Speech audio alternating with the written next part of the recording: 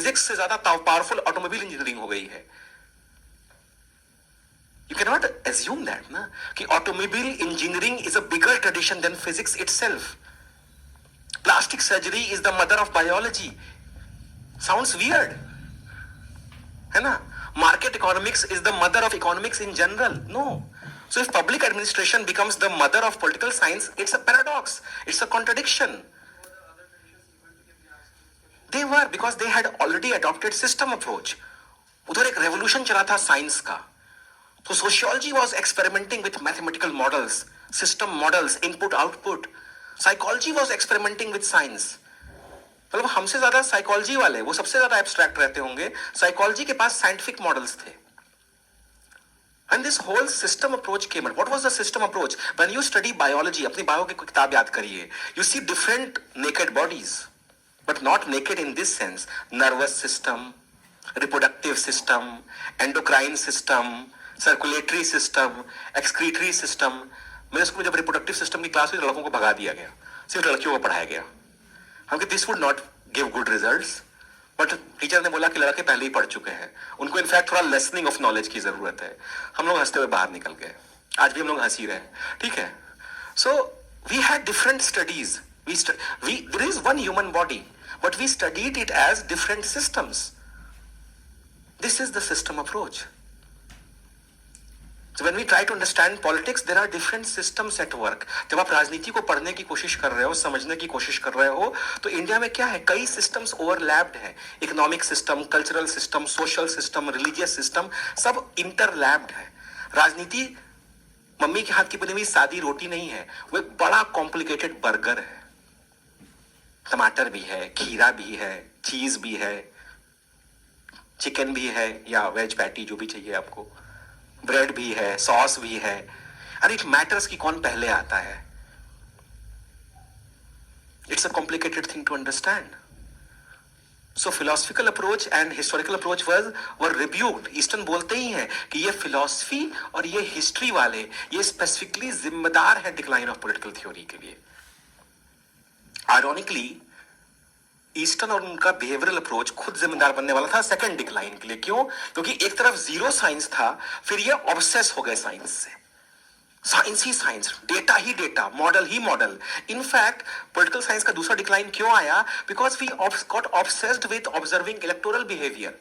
हमें रियलाइज हुआ कि यार बाकी कहीं तो मैथमेटिकल मॉडल्स काम करेंगे नहीं, but it will work when we are observing electoral behavior, exit poll, opinion poll, surveys, questionnaires. So everybody was just doing electoral behavior. देश में आग लगी पड़ी है, ब्लैक्स और व्हाइट्स लड़ रहे हैं. वियतनाम से सोल्जर्स के लाशें हर हफ्ते आ रही हैं. 3,000 से ज्यादा अमेरिकन सोल्जर्स मर चुके हैं. And what we were doing, we were observing electoral behaviour.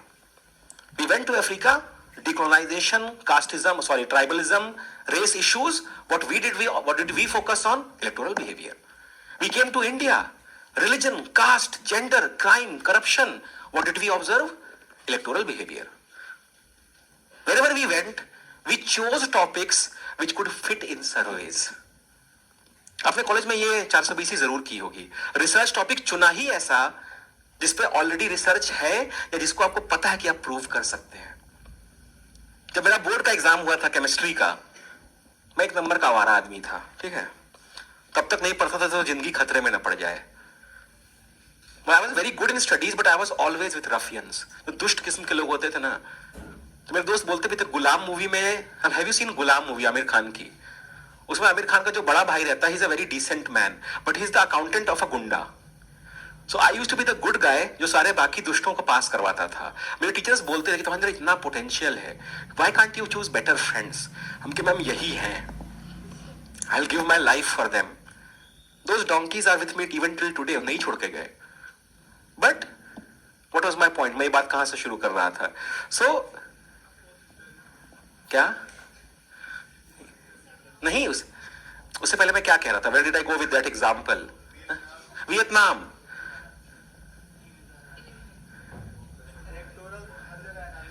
हाँ, तो हर दिन तो जब हमारा बोर्ड एग्जाम हुआ तो केमिस्ट्री में सॉल्ट एनालिसिस आती थी.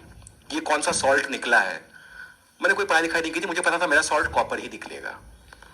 मैंने पहले कॉपर रटा रात में, इतना ही टाइम है, इतनी ही इज्जत दे सकता हूं। मैं गया लैब में, कोई भी सॉल्ट मिले, मैंने पहले कॉपर लिख डाला, because that is what I knew. और कॉपर का colour generally I think green होता है, if you get test copper, green और ब्लू आता है। मेरे टेस्टमेंट में येलो था। मैं कॉन्फिडेंस के साथ गया, मैम कॉपर, बोला इट्स येलो, मैम कॉपर। बोला बेटा इट्स येलो, मैडम आता ही मेरे को कॉपर है। It's not about what is there in the test tube, मुझे आता ही कॉपर है। अब पास करना या फेल करना आपको करना ही करना है। I only had remembered one salt. So that's what we were doing in political science. It's not that though everything could be proven by surveys. We chose topics which could be proven by surveys. जैसे आप लोग करते हो ना, scholarly view बिठाते हो, भले उस सवाल स्कॉलरली व्यू का आंसर से कोई मतलब नहीं है, बट पीट पीट के पेटो बोला है, कैसे नहीं बोलेगा, बोल इस पे। रॉल्स बोलेगा इसे, बोल बोल बोल, कुछ तो बोला ही होगा। फेमिनिस्ट बोलेंगे इस पे। तो हम बिठाते हैं, वो देखते हैं बच्चों का आंसर, वो स्कॉलरली व्यू चिपकाते हैं। मैं बोलता हूं इसका क्या रेलेवेंस है। कास्ट पे सवाल आया, अब उस बच्चे को कोई व्यू नहीं याद है, उसने मार्क्स लिख दिया, Marx said class is the only factor. तो मेरे सवाल कास्ट पे है।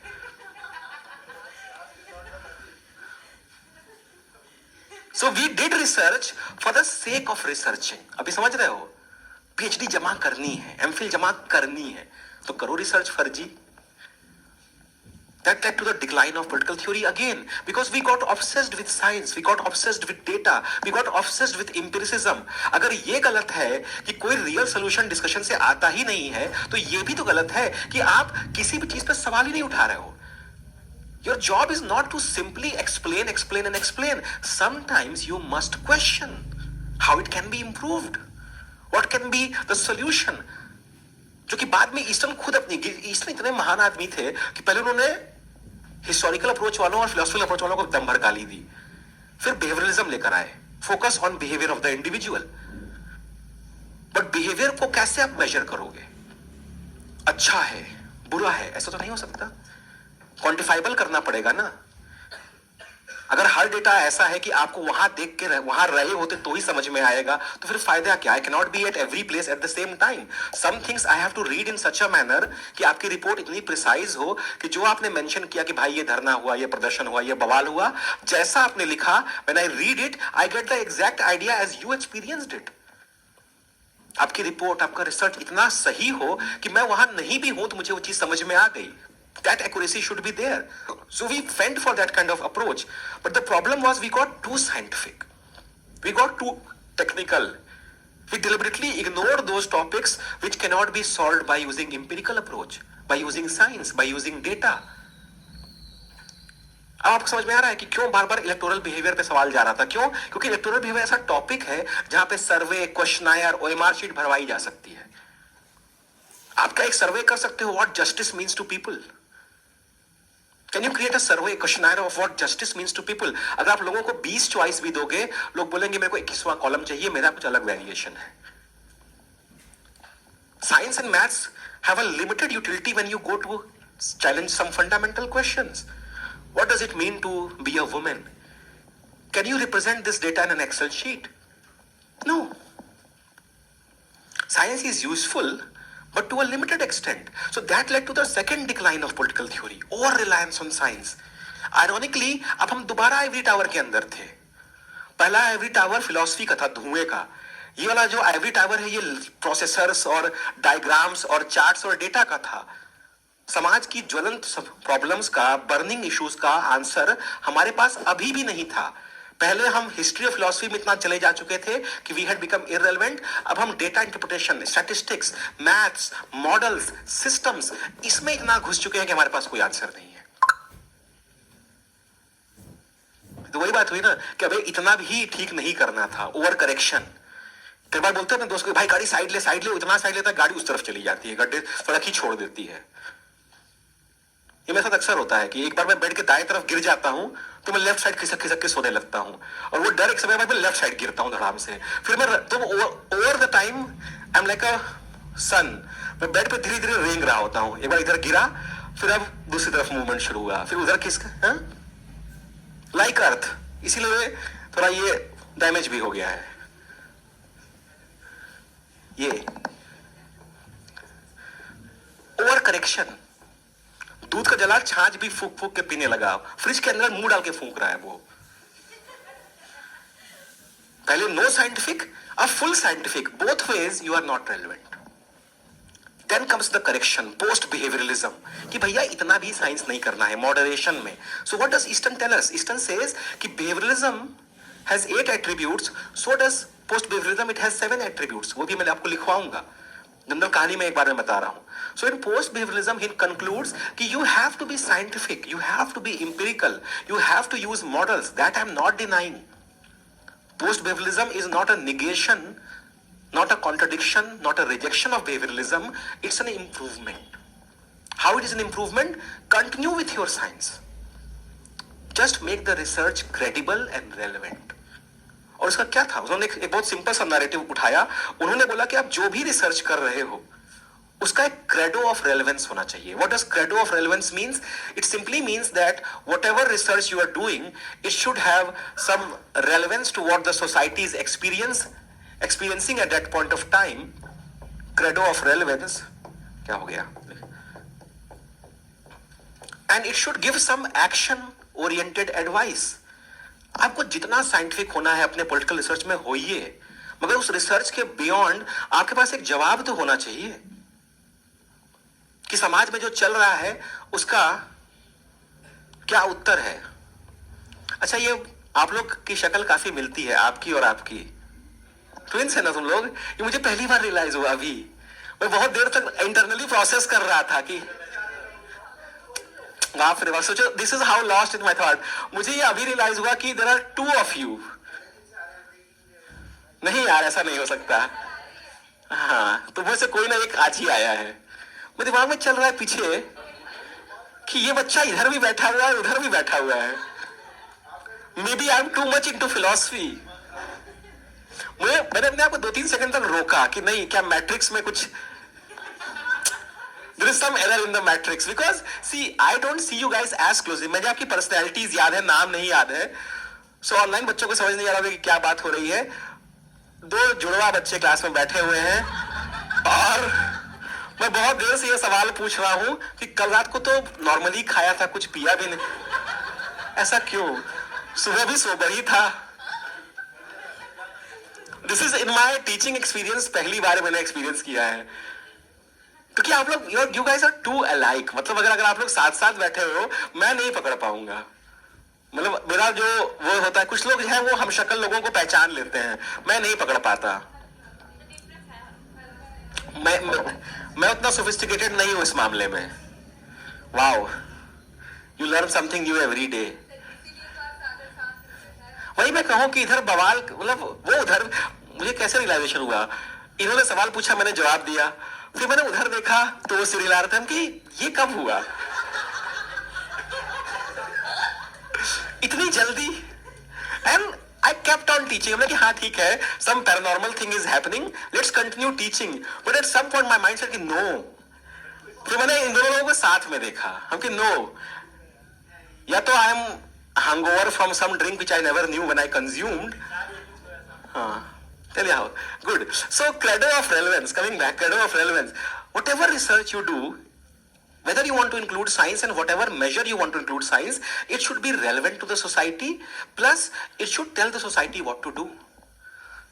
आपके राजनीतिक रिसर्च करने का मतलब क्या है? अगर एक आम आदमी आपसे के पूछता है कि भैया 4 साल से तुम PhD लिख रहे हो, 10 साल से अपने आप को उस लैब में बंद किए हो, समाज में आग लगी पड़ी है, क्या करें? आपके पास एक जवाब होना चाहिए। You should have an answer to that person. You should have some advice for that person. So your research, you want to make it as scientific as you want to be, make it, no problems. But that research should have some relevance. That research should give a specific advice to that person who is seeking your help. अगर आपके राजनीतिक समझ पे का क्या फायदा अगर आप समाज में कोई बदलाव नहीं ला सकते? Of course you can join Next IAS and make money out of it as a teacher. But उसके अलावा you should have some relevance. Whatever I think, whatever I study, does it have relevance? I train future bureaucrats. नहीं sir, तुम्हें पता है मारे कि ना। तो we train future bureaucrats. I am shaping your opinion. When you function as bureaucrats, आपको मेरा thought process कहीं ना कहीं subconscious में नजर आएगा आपके ऊपर कि शशांक सर ऐसा बोलते थे, ऐसा कहते थे। I am doing my job and getting paid for it. Win-win. So Coming back, so आपको अभी तक क्या क्लियर हुआ? We cleared कि how historical approach emerged as a primary source of politics, but it had its limitations. We shifted to philosophical approach, amazing approach, very fundamental to our demand, but again certain problems. It can consume you, it can give toxic ideas, it can keep you absorbed in a debate, and the society will be kept waiting. And plus, you do not really know when the debate will end. And that led to the decline of political theory. As a reaction to this decline, David Easton का behaviorism का idea arise किया कि rather than philosophizing emptily, focus on the behavior of the individual. How do we focus on the behavior of the individual? By using science, by using data, by using system, by using models. इस पर भी हम लंबे में अभी अलग से बात करेंगे. But then overemphasis on science and data and statistics led to the second decline of political theory. Why? Because due to the first decline, we were irrelevant to the society. Because of the second decline also, we were irrelevant to the society. So then we come to a middle ground, which is post-behavioralism, where you have idealistic objectives, where you have research, you have science, but it is subject that it should be relevant to what the society is suffering from, and it should have some advice what society should do about it. जितना science डालना है आप तय करिए, जितनी philosophy डालनी है ये आप तय करिए, ये आपके ऊपर है, अब कोई रूल नहीं है. ईस्टर्न ने खुद अपनी गलती मानी और उन्होंने ही पोस्ट बिहेवियरिज्म लाया. उन्होंने बोला मैंने ही बिहेवियरिज्म के नाम पे एक ऐसा शैतान खड़ा कर दिया था जो फिलॉसफी और हिस्ट्री को तो हरा रहा था पर वो पॉलिटिकल साइंस को भी खा जा रहा था. तो अब मैं खुद बोल रहा हूं कि फिलॉसफी और हिस्ट्री थोड़ी होनी चाहिए. इनफैक्ट ये रिसर्चर तय करे कि उसको कितना साइंस का इस्तेमाल करना है, कितना फिलॉसफी का, कितना हिस्ट्री का. मैं ये कंडीशन उसमें नहीं लगा रहा हूं. बस एक चीज है कि आपका रिसर्च सोसाइटी के लिए रेलेवेंट होना चाहिए और आपके रिसर्च के बाद सोसाइटी को जिन समस्याओं, जिन चैलेंजेस से वो गुजर रही है उसका कोई हल मिलना चाहिए. आप 10 साल करिए पीएचडी, मगर फिर दलित पॉलिटिक्स का, फीमेल पॉलिटिक्स का इंडिया में, कास्ट पॉलिटिक्स का सोल्यूशन लेकर आइए. Do research but it should be relevant. Don't do research for the sake of researching. Now coming back to little, थोड़ा पीछे की डिबेट पे वापस जाते हैं. हमने फिलोसफिकल अप्रोच की बात की, हमने हिस्टोरिकल अप्रोच की बात की. विल यू एक्सेप्ट कि even laws can be a good way to understand politics? Philosophical approach के जो मेजर प्रोपोनेंट्स मैंने बताया, लेवाई स्ट्रॉस थे. हिस्टोरिकल अप्रोच के सेबाइन और डेनिंग है. लीगल अप्रोच का जो मेजर प्रोपोनेंट होंगे वो कौन होंगे? जो लीगल तरीके से चीजों को देखते हैं. कोई गैस कर सकता है? और पास और रिसेंट टाइम्स में कौन है वो इंसान जो लॉ और लीगल सिस्टम को बहुत इंपॉर्टेंस देता है? और अभी मैंने उस इंसान के बारे में आपको राइट्स की क्लास में पढ़ाया था. Dicey is there. थोड़ा और close. Dicey is a good answer. कौन है जो ये बोलता है कि there is no natural rights, there can not be any rights without laws? अरे बेंथम, नेचुरल लॉज और नॉनसेंस अपॉन स्टिल्ट्स. लॉ के बिना राइट्स का कोई मतलब नहीं है. स्टेट और लॉ ही सब कुछ सुप्रीम है. So Bentham come emerges. He says, not exactly Bentham ये नहीं कहता, बेंथम के सपोर्टर्स ये कहते हैं कि to understand politics understand the laws. Customs और लॉज मतलब सिर्फ आईपीसी सीआरपीसी नहीं. रिचुअल, कस्टम्स, ट्रेडिशंस, मान्यताएं, क्या चल रहा है, क्या समाज फॉलो करता है, वो पढ़ लो, तुम्हें राजनिवाज की राजनीति समझ में आ जाएगी. Politics is either about following laws और rejecting laws, but it is never about not laws.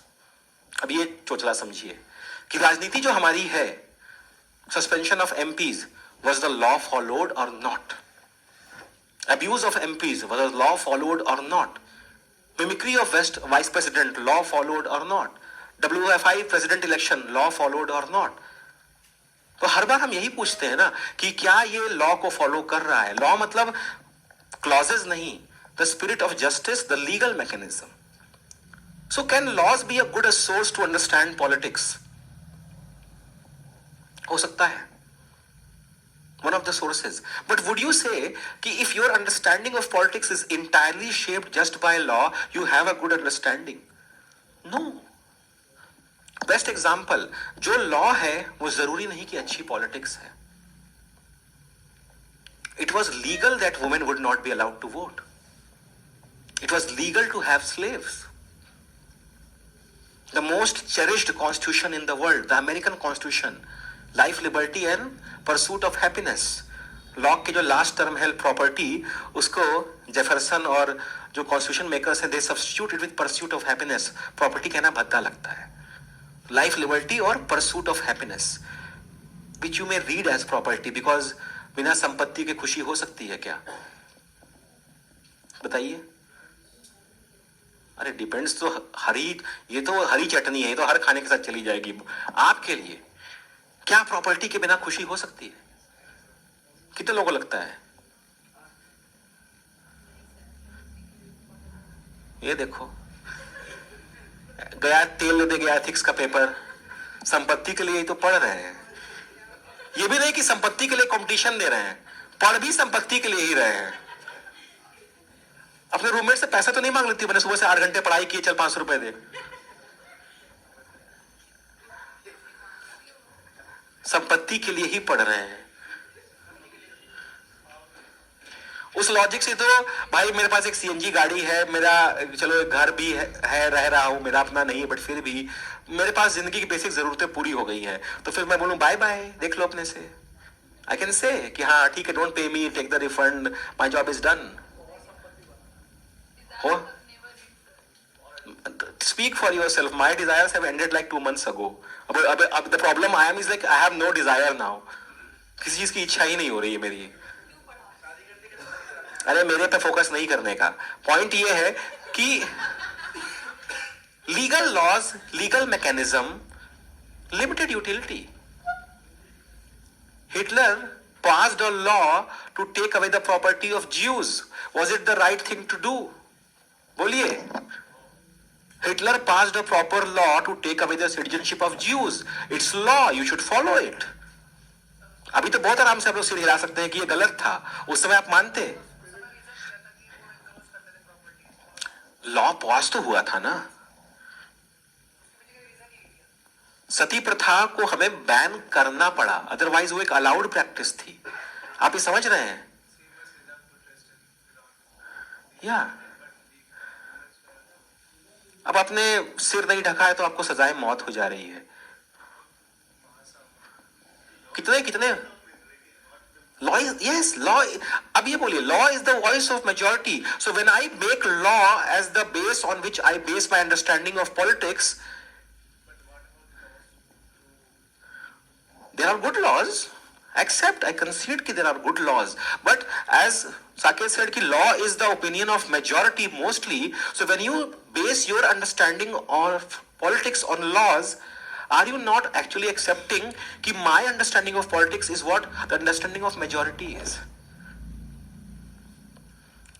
जब आप कानून की किताबों और कर्मकांड और रिचुअल्स और स्क्रिप्चर्स पे अपनी अंडरस्टैंडिंग को लटका देते हो तो वो मेजॉरिटी ओपिनियन है ना।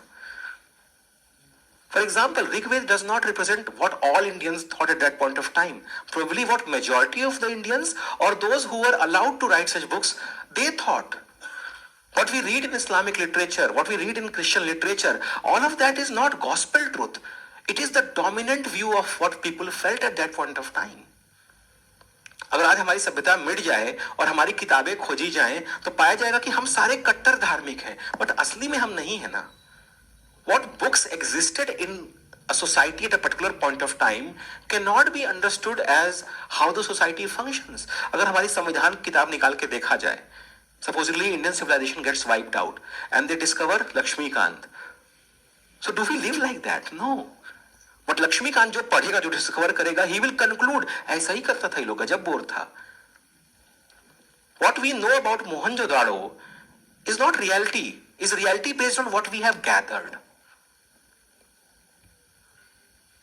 सच जो है वो बीज, बर्तन, हथियार, टूटे हुए कंगन, जो खोद के निकली हुई चीजें होती हैं, उनका मोहताज तो नहीं होता ना। किसी ने मुझसे पूछा कि तुमको कैसे पता कि डायनासोरस को बहुत गहरे बाल नहीं थे, लंबे घने बाल तो गल गए होंगे ना, हमें तो सिर्फ हड्डी दिख रही है। तब से मैं आज तक सोच ही रहा हूं इस बात पे कि what if dinosaurs had luxuriant, सुंदर गहने बाल, because what we see is a fossil, we assume कि द फॉसिल का प्रीडेटेड एग्जिस्टेंस ऐसा रहा होगा। We don't know for sure. So laws have a limited utility, they are questionable on the grounds of morality, They are questionable on how much of the thinking they actually represent of the masses. And biggest problem is we don't know whether those laws were passed by the consent of those masses or not. हमें क्या पता कि जिस कानून को हम refer कर रहे हैं वो कानून किसी की तानाशाही से बना था या उसमें जनता की मर्जी थी, हमें कैसे पता? How do we know that? Law runs one step behind morality. So if you see law as the fountainhead of your understanding of politics, your entire understanding of politics will be one step behind morality. अगर आप कानून के हिसाब से अपनी राजनीति की समझ बनाने वाले हैं तो कानून तो तब बदलता, कानून सबसे आखिरी में बदलता है ना.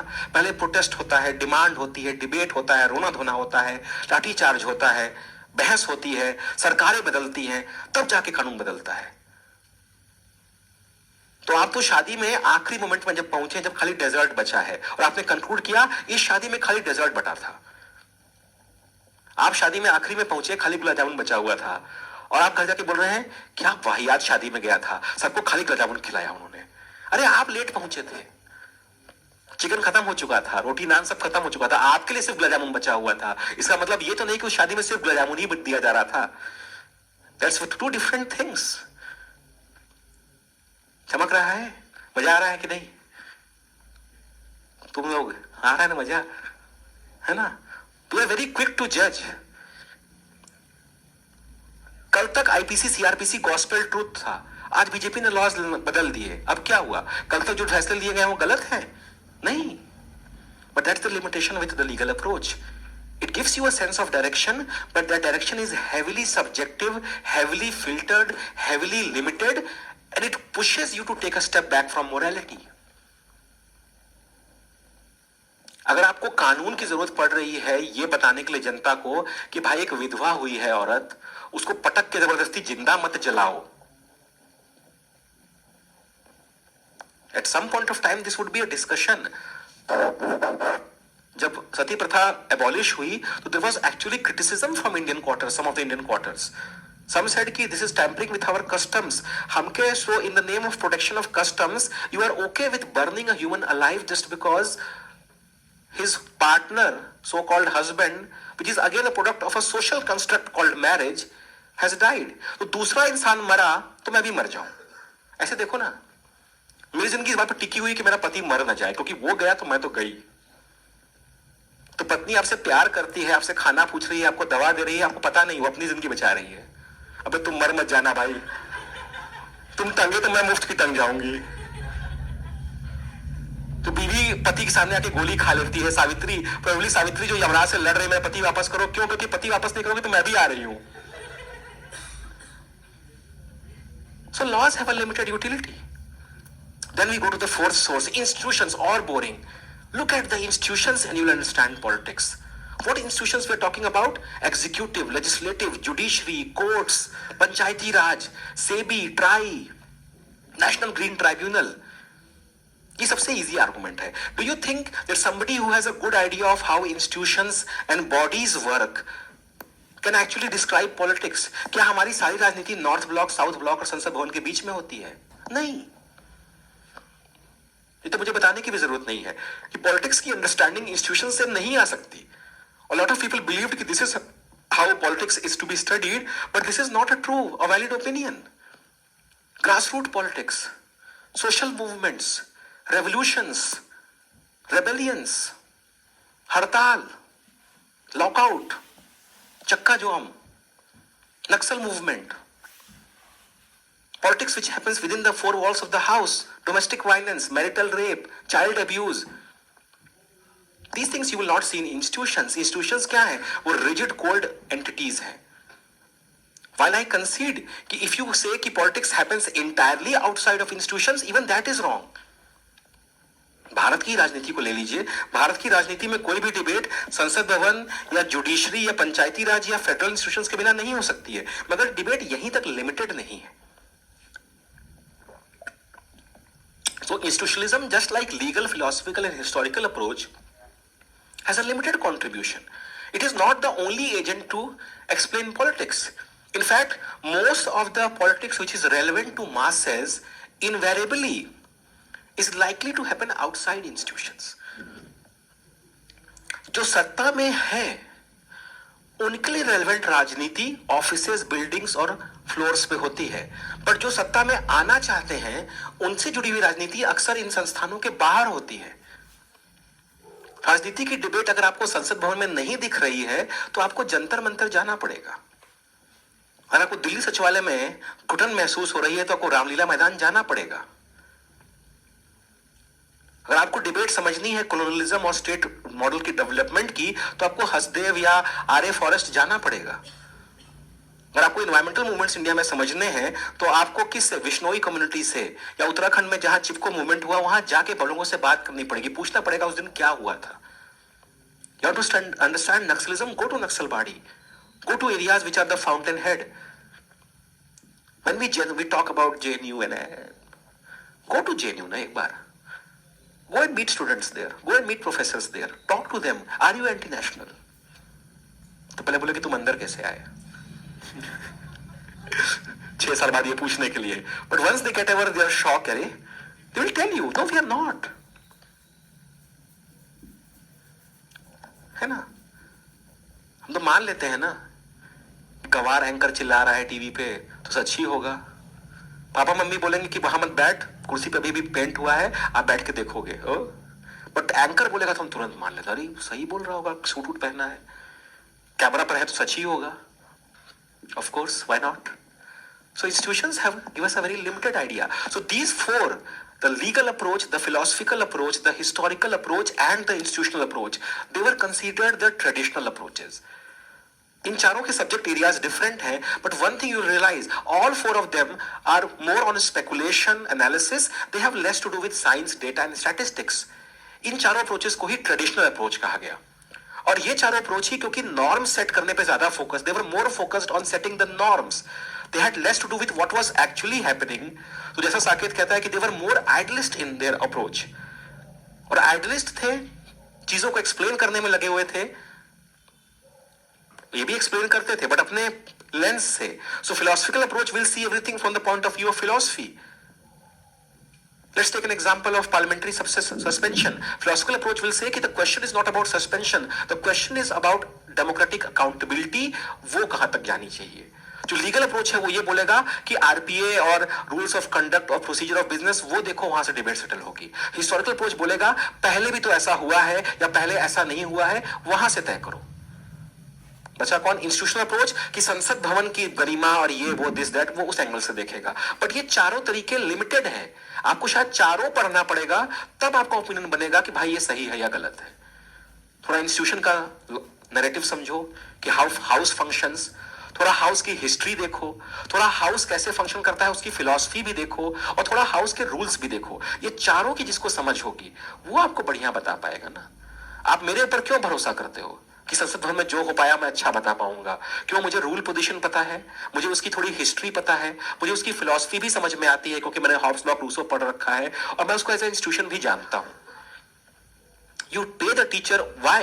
Because you are paying us only for one simple thing. We might be aware of paradigms or dimensions which you might not be aware of. हमारा काम आपको ज्ञान देना नहीं है, हमारा काम है आपको एक तरह से नए तरीके से सोचना सिखाना। ये चीजें बेसिक है। अगर आपको पता चल जाए कि 4 पैराडाइम और हैं, आप उनको पढ़ डालोगे, आपको यही नहीं पता कि वो 4 पैराडाइम एग्जिस्ट करते हैं, 4 डायमेंशन और एग्जिस्ट करते हैं। So these were normative approach. इन चारों में differences थे, but they all were trying to talk about an ideal narrative. They were not actually interested in looking on the ground reality. They were shying away from science. They were abstract in nature. They were very subjective in nature. इसमें बहुत debate हो सकती है, चाहे आप philosophical approach पकड़िए, institutional पकड़िए, legal पकड़िए, हिस्टोरिकल पकड़िए, whatever conclusion of politics you will draw, that opinion is yours opinion. It cannot be concluded as a universal truth. Then came the behavioralists. The empirical approach, इसी का नाम empirical approach भी है because again sense perception पे based था, जो दिखता है वही सच है। इसी को आप साइंटिफिक अप्रोच भी कहोगे, इसी को आप मॉडर्न भी कहोगे। जो पहले 4 हमने पढ़े उन्हीं को आप नॉर्मेटिव कह सकते हो या ट्रेडिशनल कह सकते हो, एक ही वर्डिंग है। और ये 1A और 2A का ब्रिज टॉपिक है। सो 1A टॉपिक हमने कल, मैं आपको इसका नोट्स दे दूंगा, this we will keep discussing because लिखोगे तो बोर हो जाओगे। तो इस टॉपिक में आपको पूरा नोट्स दूंगा, कल का जो मैंने लिखा है वो इंक्लूड करके, थोड़ा टाइम देना, पूरा इस पूरे टॉपिक का ही एक कंबाइंड नोट्स दूंगा। हाँ, फासिज्म भी, सॉरी फासिज्म भूल ही गया था, फासिज्म यही बचा है ना। हाँ हाँ बिल्कुल, देखिए अच्छा हलीम खाएंगे तो उसे 24 घंटे देने पड़ते हैं, थोड़ा समय दीजिएगा। मैं इसी वीक की बात कर रहा हूं, मतलब कल भी शायद मेरी क्लासेस है, अगर कल क्लासेस नहीं हुई तो मैं क्या ट्यूसडे बैठूंगा, वेडनेसडे तक दे दूंगा आपको। वो मुझे भी नहीं पता, मैं भी इसी चुलबुले में हूं कि अंदर कल छुट्टी है कि नहीं। आयरॉनिकली देखिए, most of us are Hindus, Christmas की छुट्टी सबको चाहिए, तब we are secular.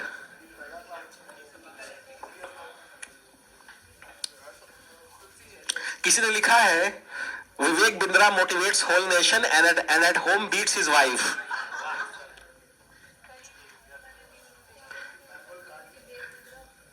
I don't know even who this person is, but coming back, सुनिए सुनिए, टाइम खत्म हो गया है आई गेस। कितना बज रहा है? हाँ हाँ 20 मिनट बचा है, हो गया है। अरे रुको, हाँ मैं छोड़ दूंगा, मेरी बात तो खत्म होने दो। तुमको को ये रियलाइज होता है ना कि अगर मैं छोड़ दूंगा तो मुझे 20 मिनट के मुफ्त के पैसे मिल रहे हैं। आई डोंट हैव सुनो सुनो सुनो, ये कर लो, ये करते करते 20 मिनट निकल जाएंगे, फिर मैं छोड़ दूंगा। लिसन, ठीक है, not a democracy, I might appear very democratic but I have to be concern about your career. बाद में आप ही लोग बोलेंगे सर सिलेबस कब खत्म होगा, ठीक है। So the normative, the traditional, हाँ सब लोग सेटल डाउन, ब्रेक लगाइए, ठीक। So the normative, the traditional approaches were limited, they lead to the debate of behaviouralism. Behaviouralism का रिएक्शन आएगा। तो मैं आपसे बस एक सीधा सवाल पूछने की कोशिश कर रहा हूं, बहुत बहुत बेसिक चीज है, मैं इसके बाद आपको छोड़ दूंगा। डिड यू गेट जो फ्रेमवर्क हमने आज स्टैब्लिश किया है, बस उसको एक बार बोर्ड पे देख लीजिए। I am not explaining anything new. हमने ये डिबेट कल कंक्लूड कर ली थी। What is political theory, what is political thought, what is ideology, what is philosophy, what is political science. A political scientist has to be empirical. नाम ही कह रहा है science. You cannot say I'm a political scientist and yet I do not believe in science. Then you are a philosopher. So that is up to you. So when we talk about political science, we took the debate कि politics का जो knowledge है वो आ कहाँ से रहा है। We took the debate कि politics का जो knowledge है वो आ कहाँ से रहा है, ठीक है। The first subdivision which we saw was traditional or normative approach, ठीक है, क्लियर है।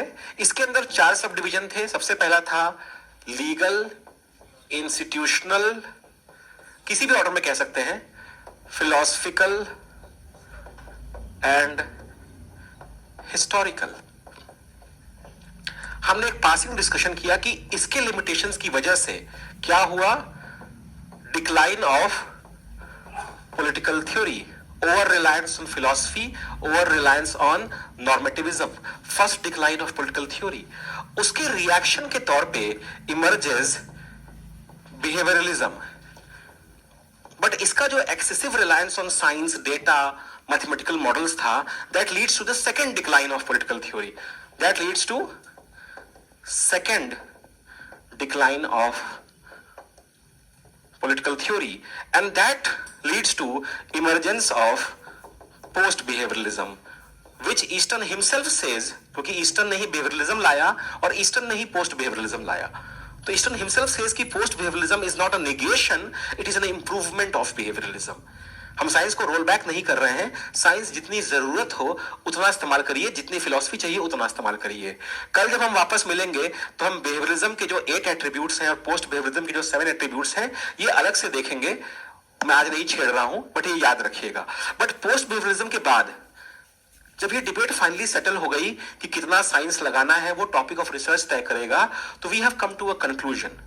So we have at present we have post behavioralism as a major narrative, और उसी के साथ जो दूसरा कुछ नए और भी नैरेटिव आए जो पॉलिटिक्स को डिफाइन करते थे। उसे बहुत लंबी बातचीत नहीं होनी है, बट उसमें था एक अप्रोच, उसमें था game theory approach. Game theory economics, sociology, पबैट बहुत जगह पर है, हम तो फिर भी थोड़ा सा कॉपी पेस्ट करते हैं। गेम थ्योरी का एक आपको हल्का आइडिया तब मिला था जब मैंने आपको ट्रॉली प्रॉब्लम दी थी, याद आया? या वो पेशेंट जो आया था जिसकी जान बचानी थी, कितने लोग जान से मारोगे, एक क्रिटिकल पेशेंट है, 4 लोग मर रहे हैं, ये गेम थ्योरी थी। एक को एडवांटेज है, आप क्या करोगे, how would you react, there are no right and wrong answers. थोड़ा सा हम गेम थ्योरी के बारे में भी कल बात करेंगे, बट ये एक्सरसाइज हमने कर रखी है।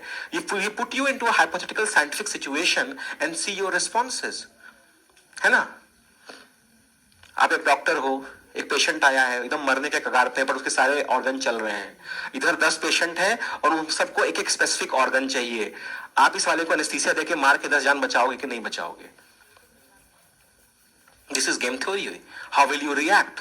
दो प्रिजनर्स हैं, दोनों से अलग नेगोशिएट हो रहा है। पहले प्रिजनर से पूछा जाता है कि अगर आप पाला बदल लो, if you become a traitor you will get free, but your friend will be shot dead. But if he also becomes a traitor, both of you will be shot dead.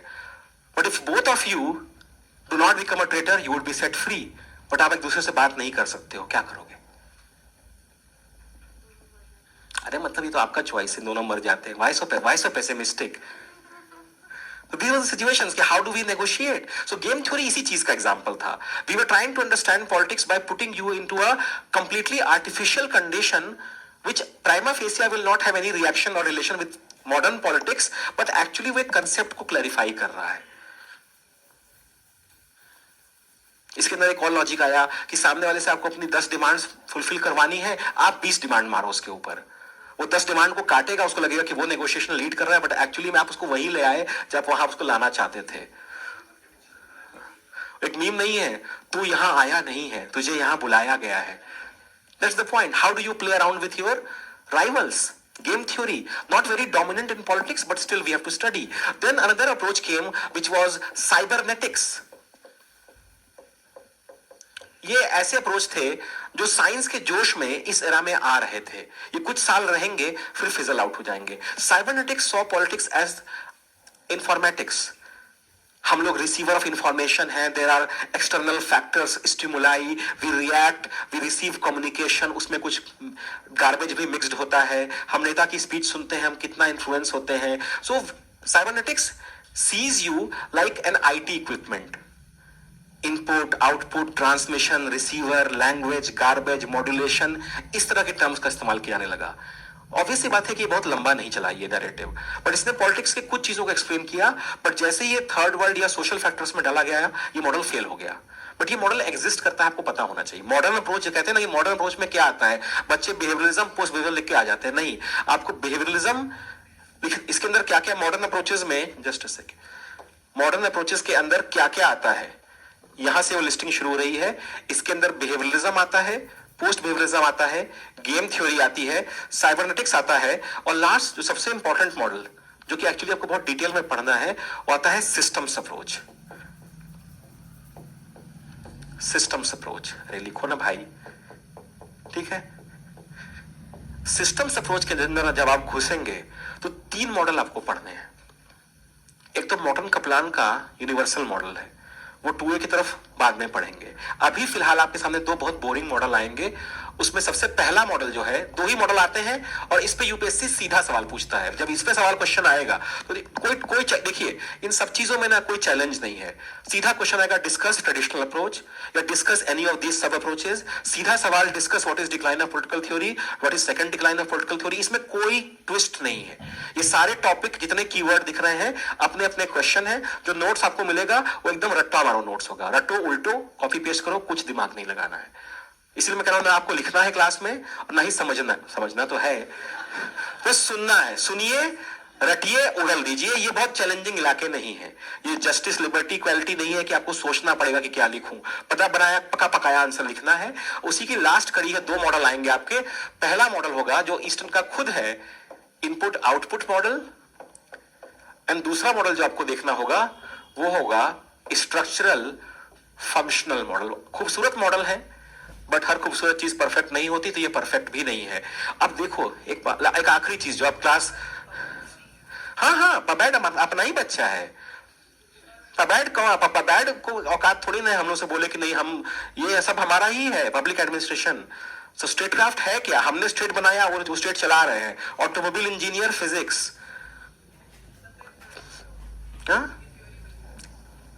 Theory में इसलिए है कि कल देखो, जो मेरे लिए scientific model है वो आपके लिए थ्योरी हो सकता है ना। मेरा साइंस उड़न खटोला आपके लिए वो थ्योरी हो सकता है ना। राष्ट्रवादियों के लिए नेशन इज लॉजिकल। अबे देश चले तो किससे प्यार करेगा? But for a philosophical person बहुत सारे ऑप्शंस हैं। So what is scientific for you might be philosophical for me. लगता है ना कि भाई हर चीज पे ही सवाल उठ गया है। यहां से निकल के घर जाते हो बोलते हो ये टेबल भी टेबल है क्या? कमोड पे बैठते हो सोचते हो कि ये है भी कि नहीं, गिर ना जाऊं। एवरीथिंग यू क्वेश्चन, ये दीवाल दीवाल है भी या नहीं।